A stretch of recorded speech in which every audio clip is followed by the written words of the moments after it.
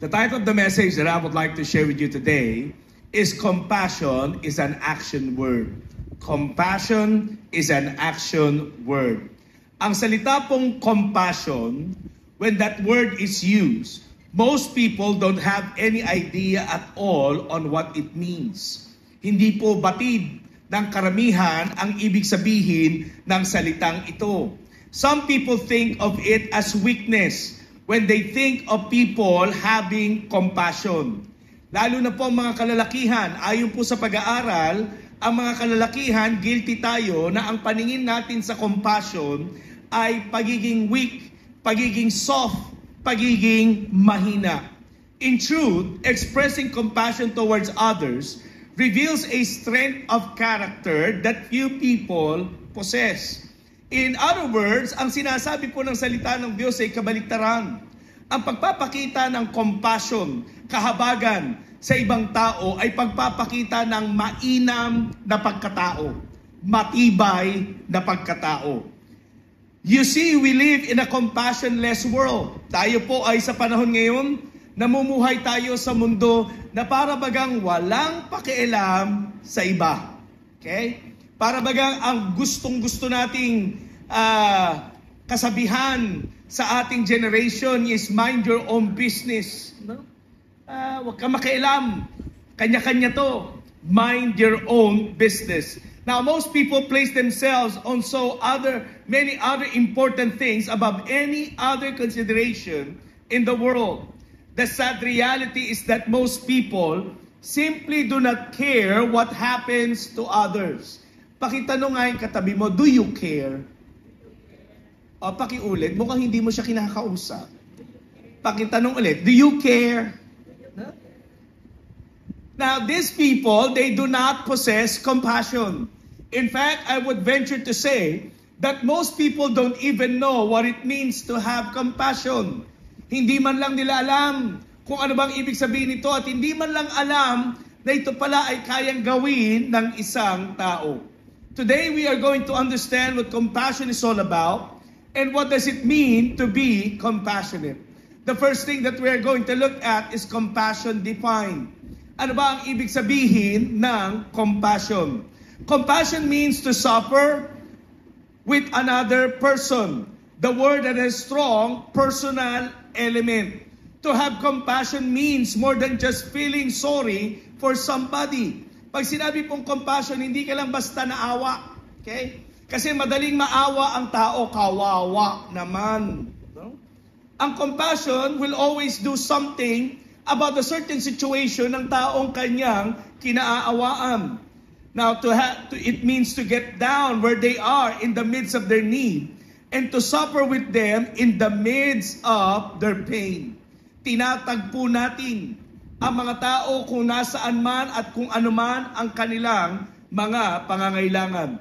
Nung si Noah Webster po published an American Dictionary of the English Language in 1828, he began his definition of compassion this way, and I quote, a suffering with another, painful sympathy.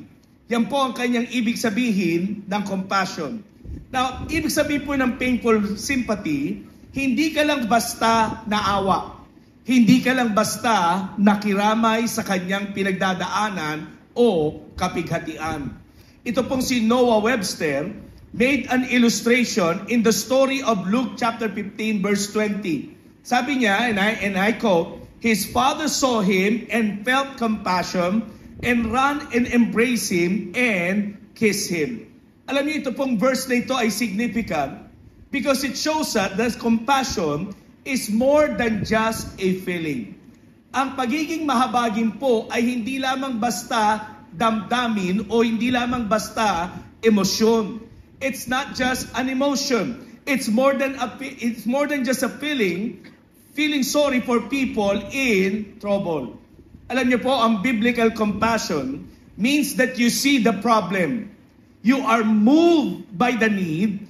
You go out where the problem is, and you get your hands dirty trying to help one person after another get their problem solved and raise them up to a higher level of life. Ibig sabihin, magmula sa pagkakita, ikaw ay nagpasya na iabot ang iyong kamay. At sa pag-abot ng iyong kamay, hindi ka lang basta naawa, kundi tinulungan mo siya. Naiangat siya, tulungan siya, ibangon siya, o siya ay bigyan ng comfort during that person's time of need. Alam niyo po sa Bible, we see a number of places where Jesus Himself had shown compassion and displayed compassion to people. In Matthew 14:14, it tells us that Jesus had compassion to a great crowd. Sila po ay may mga karamdaman at sumusunod sila kay Jesus. Do you remember the story na nung siya'y nangangaral, inabot na sila ng alanganing oras at nakita ni Jesus na nagugutom na yung mga tao. Ano ang ipinag-utos niya sa kanya mga disipulo? Maghanap kayo na makakain.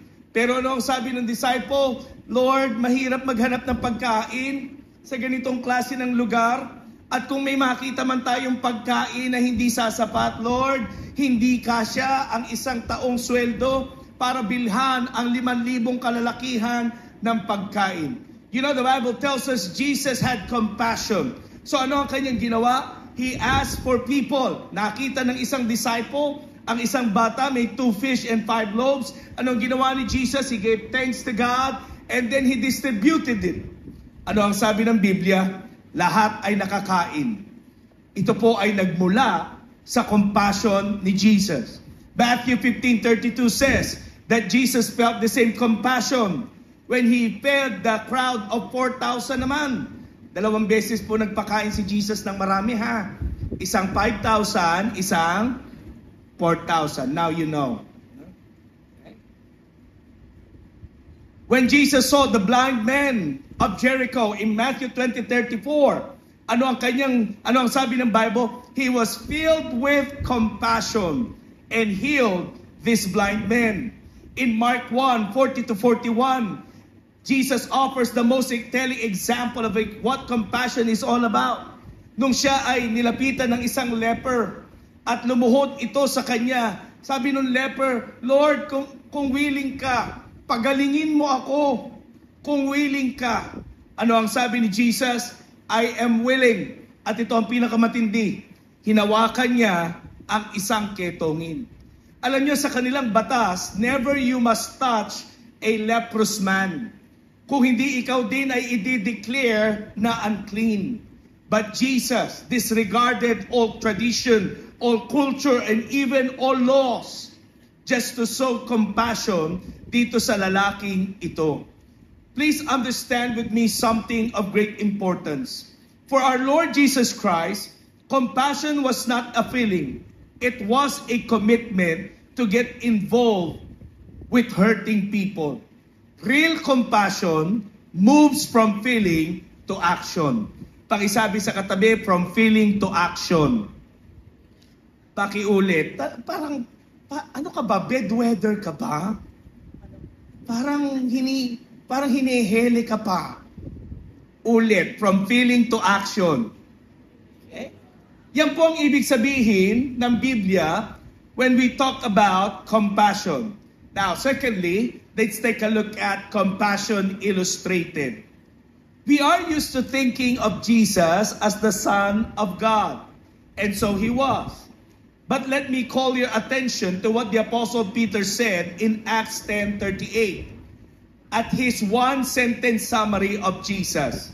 Sabi doon, He went about doing good and healing all who were oppressed by the devil, for God was with Him. Ano daw ang pinagagawa ni Jesus nung nandito siya sa lupa at sa mundong ibabaw? He went about doing good. Gumagawa ng mabuti. It was short, it was concise, but right to the point. Now, one day, a man, a lawyer, came to see our Lord with a curious question. Okay? Para itrap si Jesus. Ano ang kanyang tanong? Who is my neighbor? Jesus, Rabbi, sino ang aking mga kapit-bahay? Now, in a sense, mukhang simple lang yung tanong. Yung tanong. Just look around you. Your neighbors are all around you. They live on your street. You go to school with them. You shop at the same stores. Eat at the same restaurants. You drive the same streets they do. You work with your neighbors and you see them when you go to church. Your neighbors are all around you. Simple answer, or so it would seem. But buried behind or within, it is a deeper theological question. Ang lahat po ng Hudyo knew that God commanded His people to love God with all of their hearts, with all of their strength, with all of their might, with all of their soul. But Leviticus 19:18 made an addition. Ano ang sinabi? You shall love your neighbor as yourself. Mamahalin mo ang iyong kapwa tulad ng iyong pag-ibig sa iyong sarili. Mahirap nang ang mahalin si Lord Yung pa kayang mahalin ang kapwa kung paano natin minamahal ang ating mga sarili. So the question comes, who is my neighbor? In answer to this important question, Jesus told a powerful story. Yan po yung ating binasa kanina. In all human literature, there is no greater illustration of what it means to be compassionate than the story Jesus told about the Good Samaritan. Ang istorya po ng Good Samaritan ay tanging naisulat lamang sa aklat ni Lucas. Jesus said that there was once a man on the road from Jerusalem down to Jericho. At siya ay ninakawan. Hindi lang siya basta hinoldap. Siya ay binugbog, hinubaran, and he left them and left him for dead. Okay? Na halos bangkay na nung siya ay iniwanan. Now, not before, and before too long, a priest, a minister of God, nakita. May nakahandusay. Okay? Sige, sabihin na lang nating pastor. Yung dadaan ba? Nakita, nakahandusay. Si pastor, yung priest, according to Jesus, imbis na tulungan, umiba ng daan. Dire-diretso. Okay? So we know the story. Dumaan naman yung Levite. Ang mga Levite, mga worship leader, mga awit, mga musicians, sila yung may nakakaalam ng mga laws when it comes to worshiping God. Anong sabi ng Bible? Nakita din niya at tulad ng priest, umiba siya ng daan at naglakad. Siguro mahuhuli na siya sa life group niya. Kaya siya ay umiba ng daan. Now, soon after that, came a Samaritan. And Jesus said, ang mga Samaritano, the Jews despised them. Alam niyo, ang ganda nito. Pinento ko to dun sa Hope Night Kapag ikaw ay Samaritano, at meron kang kausap na Hudyo, they don't go well with each other. As a matter of fact, the Jews would not come near a Samaritan. Okay? Kasi ang tingin nila sa mga Samaritans, mga half-bred, mga Hudyo na nag-asawa ng ibang lahi. Kaya they despise them.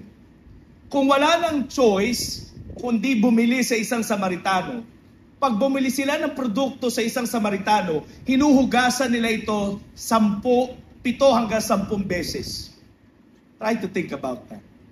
So kung sila bumili ng tinapay, I don't know kung paano nila hugasan. But they would wash. They would do some ceremonial cleaning. Ganong kadumi ang tingin nila sa mga Samaritano. Pero ano ang sabi ni Jesus? Of all people na nakakita sa lalaking ito, ang Samaritano lang ang tumulong sa isang Hudyo. When he found that he was still alive, he took his wine and poured out on his wounds. Sabi ng binasa natin, he dressed his wounds, nilagyan ng bandage, picked the man up, isinakay sa kanyang sariling donkey, at dinala siya sa isang inn. At sinabi doon sa innkeeper, Okay?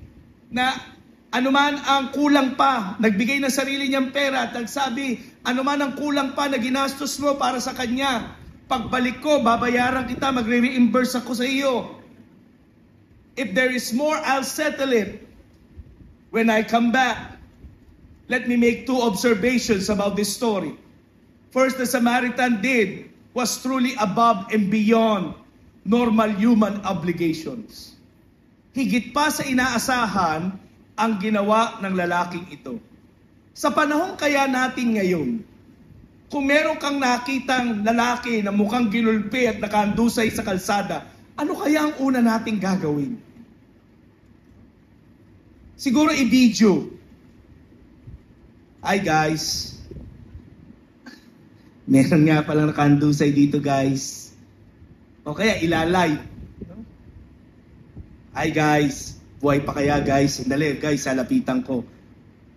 Ay, gumagalaw pa guys. Tsaka tayo hihingi ng tulong. Tsaka tayo tatawag ng tulong. But there were no emergency response team during the Samaritan's time. Tandaan natin, ang road from Jerusalem to Jericho ay bangin, rocky, mabato. At wala pong mahilig dumaan sa lugar na iyon. If this man, the badly beaten man, were to survive, ang nasa isip ng Samaritano, it's now or never. I need to help this guy to take the whole burden on himself. It's either he will get involved or the man will die. There were no other options. Alam niyo mga kapatid, in that light, many of us might have hesitated. Maring magdalawang isip tayo. After all, we've got so many things to do, so many places to go to. I don't know anyone sa panahon natin ngayon na hindi busy. Parang lahat ng tao ngayon busy. Pati tambay busy. There are so many demands of life right now. And we are telling to ourselves that we cannot change the world. We just can't.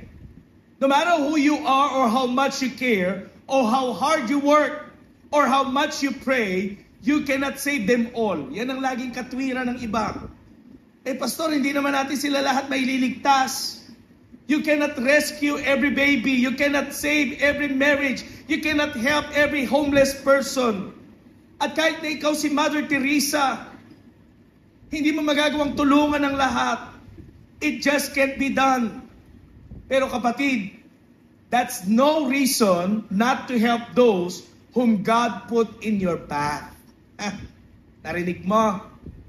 Oo, hindi natin magagawang iligtas ang lahat. Pero hindi yan dahilan para hindi tayo tumulong sa mga taong pinadala ng Diyos sa landas ng buhay natin. Kapatid, hindi kailangan pumunta tayo ng ibang bansa para magmisyon. Hindi kailangan pumunta tayo kung saan-saan. We can make a difference to someone's life whom God allowed our paths to cross. Pakisabi nga sa katabi, may magagawa ka. Hindi man sa lahat, pero sa mga taong ipinadala ng Diyos sa buhay ng bawat isa sa atin. May magagawa tayo sa mga taong inilagay ng Diyos sa ating landas. You are a source of hope to someone who is already hopeless about his or her situation. So bakit kaya nag-involve ang Samaritang ito? Na hindi ginawa ng priest, na hindi ginawa ng Levites. Mga kapatid, it's not a matter of business. It's not a matter of preparation. Hindi naman pinaghandaan nung Samaritano na may makakasalubong pala siyang ganon, no?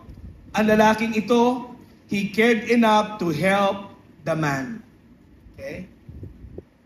Alam niyo ba na ang unang hakbang para ma-activate ang compassion sa buhay natin ay yung makita natin, to see the real condition, to see the need.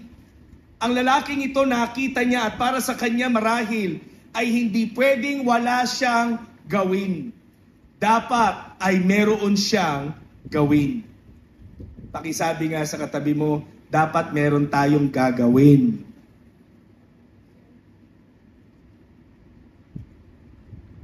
There is a second observation to notice. The Samaritan could not have known what he was getting himself into. Now, hindi po kinalculate nung Samaritano ang kanyang sitwasyon bago siya tumulong. Don't miss this point, ha? When he saw this man by the road, hindi po siya nagkaroon ng mental calculation. Siguro, magbibigay ako ng 2 dinaray. Siguro, mahal yung hotel na pagdadalhan ko rito. Magkano kaya? 2 denarii plus... No. He did not make a mental calculation. Compassion is not analytical. You know, I made mention, the Samaritan did not experience the paralysis of the analysis. Yung sa sobrang pag-a-analyze, hindi na nakatulong. Sa atin na lang to. Total, tayo lang naman nandito. Pansinin mo ha, pag merong humihingi ng limos sa atin, kaya kakatok sa bintana ng sasakyan, ba? Sa sobrang pag-a-analyze natin, siguro sindikato to. Tingnan mo sa kabilang kanto, yun nandyan. Mamaya yung magcha-Jollibee. Kaya mamaya yung magmamakto. We miss the opportunity to help.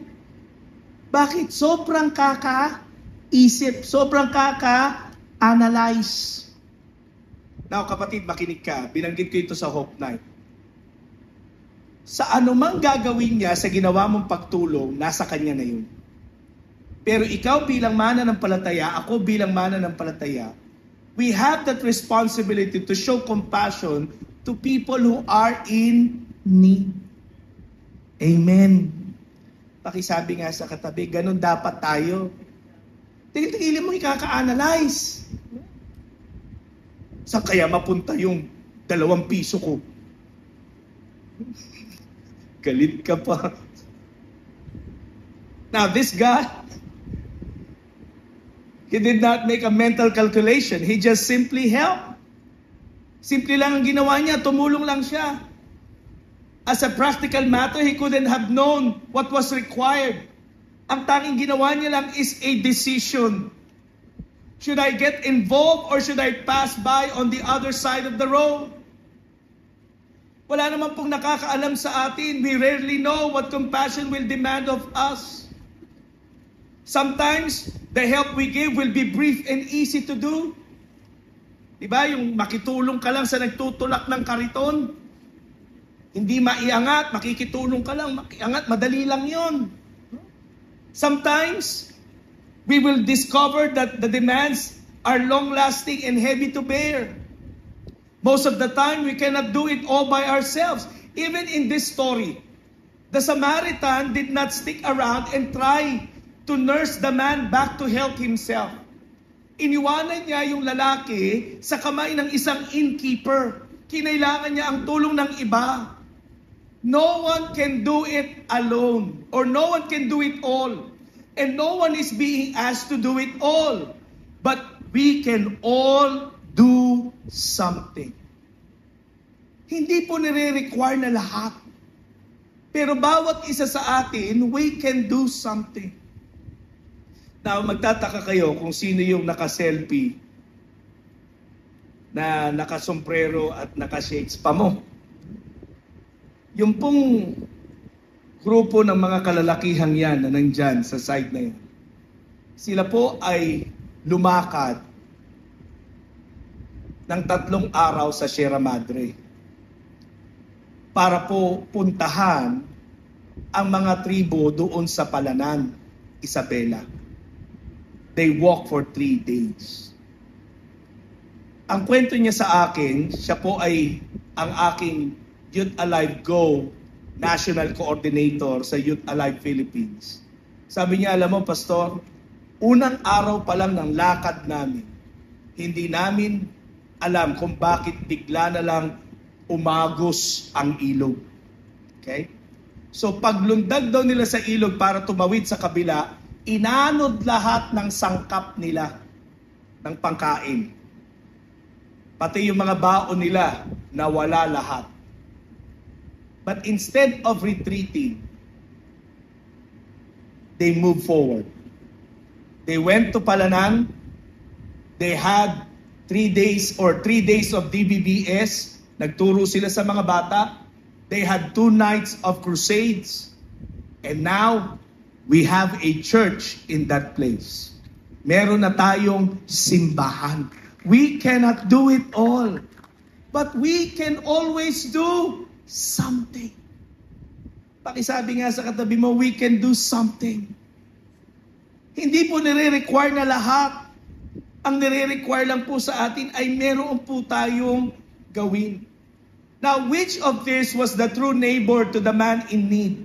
The priest, the Levite, the Samaritan. Alam niyo, hindi po ito trick question ni Jesus, ha? If you know the answer, you will just shout it out. Kahit na po sa Sunday school, pag tinanong mo ang kwentong ito, pag sinabi mo ang kwentong ito, pag tinanong mo, sino ang neighbor? Ang sasagot ng mga bata is the Samaritan. That's good answer. Then comes the application. Go and do likewise.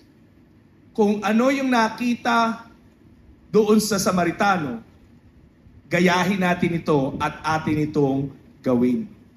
Alam nyo, ang real question ay ito, mga kapatid, ha? In the story that Jesus told, the real question is not who is my neighbor. But the real question is whose neighbor will I be to those I meet today? Anong klaseng kapitbahay ako o anong klaseng kapwa ako sa taong nangangailangan? Tandaan ninyo, hindi highlight sa kwento yung binugbog. Hindi siya yung highlight. Kasi kadalasan, pag binabasa natin the story of the Good Samaritan, ang hina-highlight natin yung nangangailangan, hindi po siya yung highlight. Ang highlight ng kwento ay yung 3 na mayroong pagkakataon sanang tumulong. Ang highlight ng kwento ay yung nag-iisang Samaritano na sa lahat ng dumaan doon, siya lang ang gumawa ng hakbang. Ang tanong ay ito, anong klaseng kapwa ka sa ibang tao? Anong klaseng kapwa tayo pagdating sa mga taong nangangailangan sa palibot natin? Tayo ba ay magiging katulad ng mga priest, ng mga Levite, o magiging tulad tayo ng Samaritanong ito para sa iba? The responsibility is always on me, not on those who are in need. In this story Jesus told, it's not about a man in need. It's about those who have an opportunity to help. Pakisabi nga sa katabi mo, don't just walk away. Alam mo, pag meron kang na-encounter na nangangailangan, I've experienced this. I know what I'm talking about. Okay? Alam ko ang sinasabi ko, kaya nga ganito tayo kagigil i-preach to eh. Kung wala ka namang maibibigay, you know, I happened to pass by on somebody. Pagdaan ko, wala akong mabibigay eh. Kaya nga ako naglakad eh. Wala akong pamasahe. Pero pagdaan ko sa kanya, nakaganon yung kamay niya. Nangihingi siya. Alam niyo yung ginawa ko? I stopped eh. Sabi ko sa kanya, Tay, wala akong mabibigay sa'yo, pero pwede kita ipagdasal. Ano ba ang pwede ko ipagdasal sa'yo, Tay? Alam niyo, pagdasal. Sabi pa niya, pagdasal, anak, pagdasal. Opo, pwede ko kayo pagdasal. Wala po akong mabibigay. Kaya nga po ako naglakad eh. Sabi niya, sige, ipagdasal mo na humaba pa ang buhay ko. Akala niya siguro ipagdadasal ko siya sa malayong lugar. Ay, umupo ako sa tabi niya. Inawakan ko yung kamay niya, pinagdasal ko siya. Naiyak yung matanda. Sabi niya, sa dinami ng dumaan dito, ikaw lang ang umupo dito para ipagdasal ako. Compassion would not always require money. Compassion would require your presence, your love, your care. Now, mamaya ako pa sana sasabihin ito, pero sasabihin ko na ngayon. Kung meron mang pinakamabait na mga nilalang sa mundong ibabaw, walang iba kundi tayo ng mga mananampalataya. Kung meron man dapat pinakamaalalahanin, tumutulong, handang pagpalain ng iba, walang iba kundi ang mga mananampalataya. Bakit? Nasa atin si Jesus, di ba? And if Jesus is in us, Jesus must be manifested through our actions, through our words, through our helping. He must be manifested. Kaya pakitanong nga yung katabi mo, anong klaseng kapitbahay ka?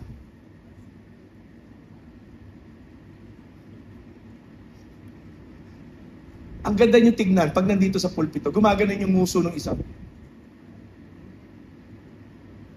Siguro hindi niya alam kung anong klaseng kapitbahay siya. Anong klaseng kapitbahay tayo? Anong klaseng kapwa tayo? Sa mga taong nangangailangan na atin pong nakakasalamuha. Thirdly, let us talk about compassion applied. Compassion is not something you talk about.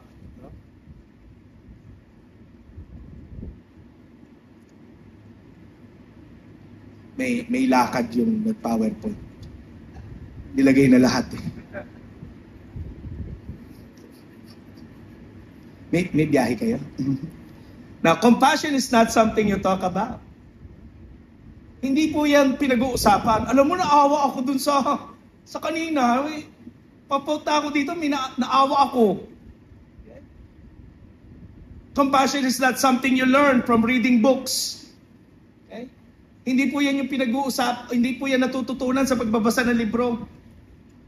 Last Wednesday, I made mention that compassion is not academic. Compassion is not something you analyze. Compassion is something you do. Pakisabi nga sa katabi, compassion is something you do. Now, leaving a store, meron pong lalaki, ang pangalan niya ay si Clarence. He returned to his car only to find na ang kanyang nilak niya na yung kanyang store. Pag-lock niya ng store, nandun pala yung kanyang susi ng sasakyan at susi ng kanilang bahay at yung kanyang cellphone. Nandun sa store. Siguro yung store, madali lang ilak. So naiwan yung susi, cellphone, susi ng sasakyan, cellphone, susi ng bahay. Nung nandun na siya sa parking, alam niyo na, usual, di ba tayo mga nagdadrive, lahat na, susi. Sa inis niya, sinipa niya yung gulong. Nakita siya ng isang batang lalaki na nagbabike. Sabi sa kanya, "What's wrong, mister?" De sinabi nitong si Clarence yung nangyari sa kanya. Sabi niya, "I left my car key, my phone, my house key inside my store." Sabi nung bata, "Then call your wife and ask her for the key." Sabi noong ni Clarence, I can't. And even if I can call my wife, she can't bring me her car key since this is our only car. Siguro may duplicate siya, pero paano niya madadala yung duplicate? Isa lang ang sasakyan namin. Ito lang tong sasakyan na to. Alam niyo, sabi ng bata, "Call your wife. Tell her I'm coming." Sabi ni Clarence, "Boy, that's 7 miles away from this store." Sabi ng bata, "No problem. I think I need another miles for exercise." So, tinawagan, yung bata, pinahiram yung cellphone niya kay Clarence. Tinawagan ni Clarence yung misis niya at binigay yung address. Yung bata, pinidal yung kanilang lugar, balikan. Now, after 1 hour, humahangos yung nagbibisikleta. Dala yung susi, inabot kay Clarence. Nabuksan ni Clarence yung sasakyan niya. Nandun yung extra susi niya sa bahay, pati yung extra susi sa store. Kinuha ni Clarence yung wallet niya, bibigyan niya ng something yung bata. Sabi ng bata, "Please, don't give me anything. But please, accept my money. You did something special. No! Sabi niya, please, don't give me anything. Let's just say, I need the exercise. And then, like a cowboy in the movies, the boy rode off into the sunset. Alam niyo kung sino yung nagkwento? Mismong si Clarence W. Stephens of Nicholasville, Kentucky. Of his experience of someone's kindness, someone's compassion. Now listen, if you want your neighborhood, your campus, your family, the people around you to be changed, get involved. Your neighborhood could be changed, but you have to do it the hard way, the slow way, the quiet way, the unseen, the difficult way. But in God's economy, that's the only way it works. You've got to get involved. Pakisabi nga sa katabi, be involved. Huwag po tayong walang pakialam sa buhay ng mga taong nakikita natin nagkakaroon ng pangangailangan. Now, let me give you 3 practical steps before we leave this place. How to become even more compassionate. Una, pray aggressively. Pray aggressively. History tells us that every revival has been preceded by fervent, united praying among believers. When we become desperate enough, we will seek the Lord. Now, let me ask you, are you praying aggressively na ang buhay mo ay gamiting pagpapala ng Panginoon sa buhay ng iba? Pakitanong nga yung katabi mo, nagpe-pray ka ba ng ganon? O ang mga prayer natin ay generic? Lord, pagpalain mo ako. Lord, ingatan mo ako. Panginoon, bigyan mo po ako ng iyong pabor. And Lord, kung ano man ang pagpapala nila, bigay mo din sa akin. Amen. Are we praying aggressively that, Lord, the blessings that you are giving to me, let it be used to bless other people as well? Alam niyo po, meron ako ikukwento sa inyo. May lumapit po sa akin pagkatapos ng isang service natin. Sabi ko sa kanya, ang tagal kitang hindi nakita. Medyo kakamot-kamot pa siya ng ulo. Alam niyo, kapag ka matagal na hindi umaattend, kilala ko kayo eh. Hindi ko nga lang kilala sa pangalan, kilala ko kayo sa upuan. Yung mga palipat-lipat, medyo nalilito ako. Pero yung parang nabili mo yung bangko, yan, tanda ko kayo. Okay?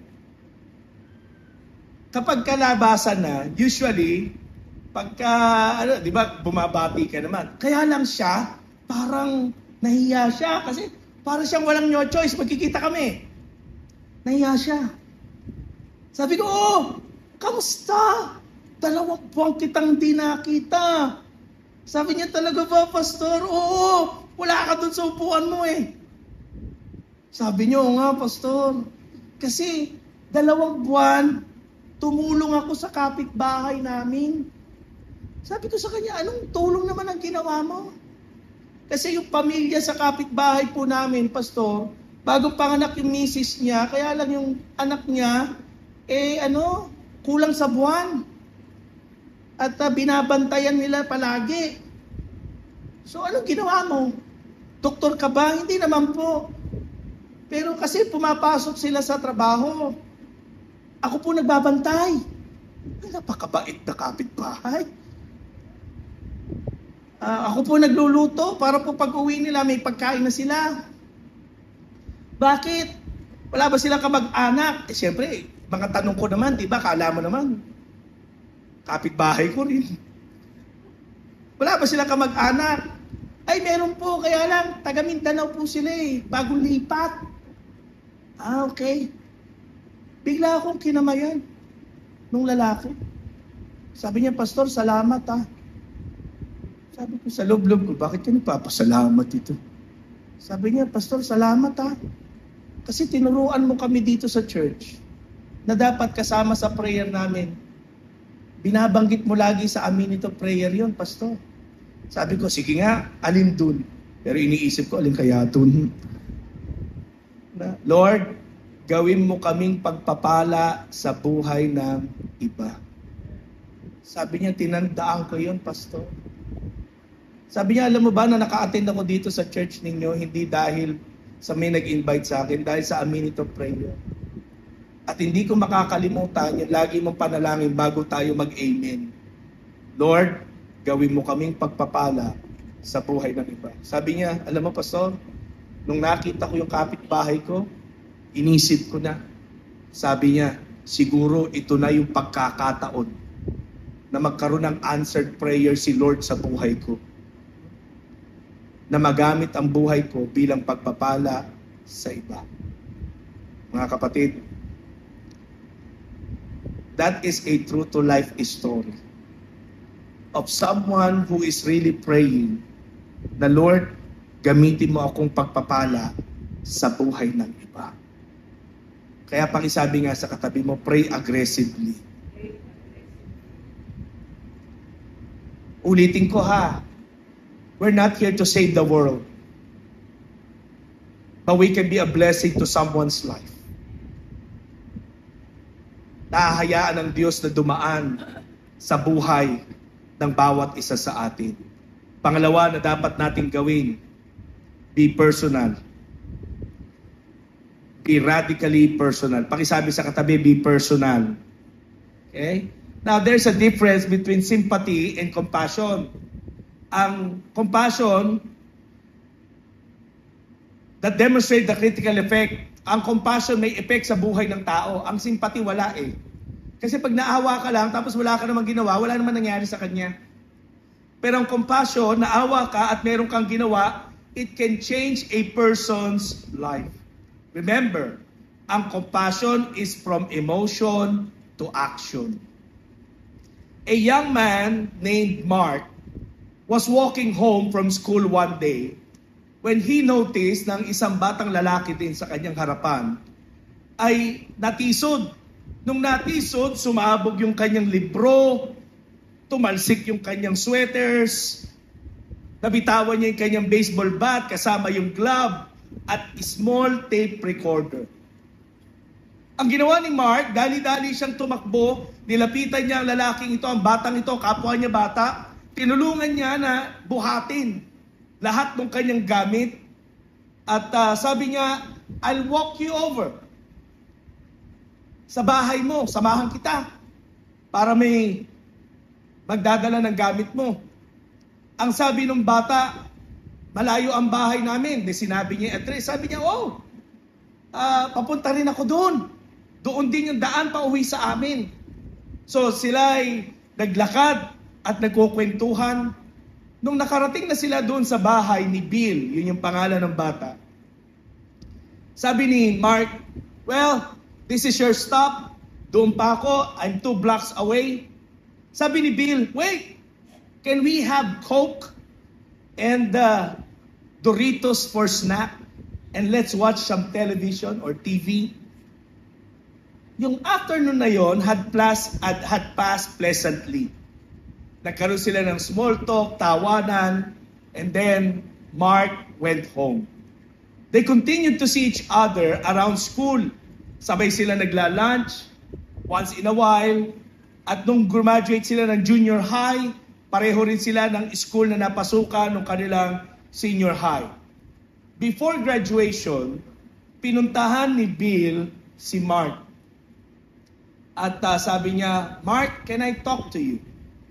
Sabi ni Mark, no problem, Bill. You can always talk to me. You are a friend. Ang sabi ni Bill, Mark, do you remember the day that we met? Have you ever wondered why I was carrying so many things home that day? Ang dami-dami kong dala, di ba? Pauwi ng bahay. Sabi ni Bill, you see, I cleaned out my locker because I didn't want to leave a mess for anyone else. Nilinis niya yung locker niya. I had stored some of my mother's sleeping pills and I'm going home to commit suicide. Sabi niya, I want to end my life. I'm going to commit suicide. Kwinento ni Bill kay Mark that he realized na kung mamamatay siya nung oras na yun, matapos na makausap niya si Mark, samahan siya ni Mark, nagkaroon sila ng Coke and Doritos and television. Sabi niya, I would miss that time with you and many other good times in my life that followed. Sabi ni Bill, Mark, I am trying to say that you did a lot more when you pick up those books that day. Ang sabi ni Bill kay Mark before their graduation, you saved my life. You saved my life. There will be people that God will be leading your way. Engage them personally. See them. Help them. Be a source of encouragement and hope to them. You never know the power of an act of compassion to the life of other people. I said this once and I will say it again. Hindi man makita ng tao ng mukhaan na ang Diyos ay mapagmahal. Ngunit sa pamagitan ng buhay mo at ng buhay ko, makikita nila at mapapatunayan nga nila na ang Diyos ay tunay na mapagmahal. It can be done. Pakisabi sa katabi mo, it can be done. It will be time-consuming. It will cost us, but it can be done. Compassion that is not personal is not compassion at all. Last but not least, how we can become more compassionate? Begin this week. Pakisabi sa katabi mo, begin this week. Okay? Paano po tayo magiging compassionate? Simulan natin sa linggong ito. There are people in your life who need the help only you can give. Sometimes it's a word of encouragement. Okay? Maaaring may makita ka, nabagsak ang balikat niya. Pwede mo siyang palakasin, encourage. Sino po sa inyo pumapasok sa opisina? Pakitaas po ang kamay. Okay? May mga kaopisina tayo na pagpasok pa lang, alam mong masaya na. Di ba? Pagpasok na, kamusta kaya? Yung may ganong personality, di ba? Yung parang the life and the light of the office. Kaya lang may pagkakataon, kung maingay siya pagpasok, may pagkakataon, di ba parang tahimik lang? May problema yun. Alam mo ba na pagkakataon yun para sa iyo at para sa akin? Pagkakataong ano? I-encourage sila. Pagkakataong ipanalangin siya. Yung judge ko, na ipag-pray ko siya nung may sakit siya. Yung judge ko maton babae pero maton.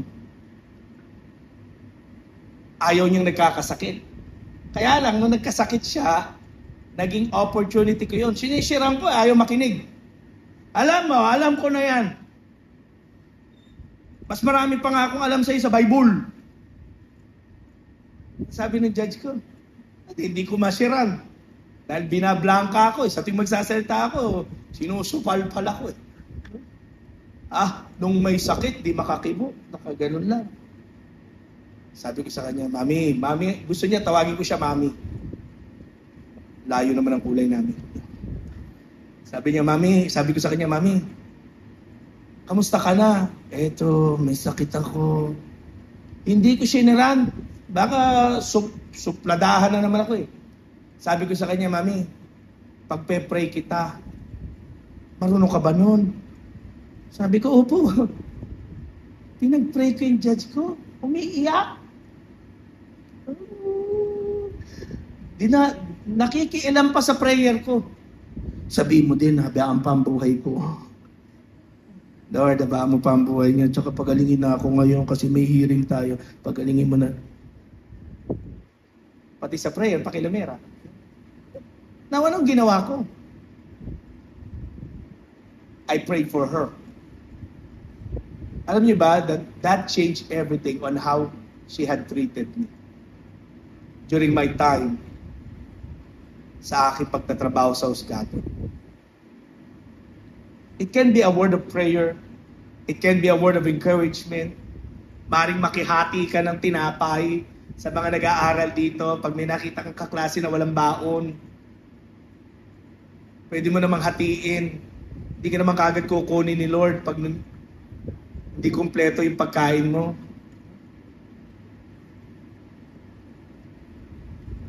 Pakisabi nga sa katabi, huwag madamot.